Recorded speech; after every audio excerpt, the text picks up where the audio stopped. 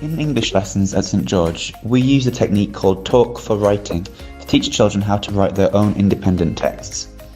This means that they start off by learning a text orally and spend lots of time practicing saying it aloud and exploring the words, sentence structures and overall structure of the text. In this case, we were learning how to write a myth linked to our topic about the ancient Greeks. We used the famous myth of Theseus and the Minotaur for the children to use as their model text. They learnt the text using actions, discussing the meaning of any new vocabulary, and then we used drama to help them explore the structure of the story.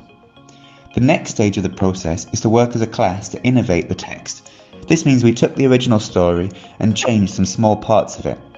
This way the class were able to use the new vocabulary and sentence structures that they had learnt in increasingly new and independent ways. We wrote a class myth together, and the children each wrote their own version of the original myth, making their own decisions about which parts they would change. Finally, the children reached the last stage, which was to work completely independently to invent their own myth. They could use whatever characters and ideas they wanted to create their narrative. At this point, the class are really confident with the language and structure of a myth and are really excited to apply everything they have learnt to their own independent writing. This helps us to assess their skills and understanding of the unit and to see how they are progressing with their age-related writing objectives.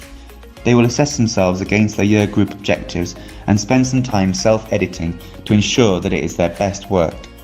The children will then read their writing aloud to each other and get some peer and teacher feedback.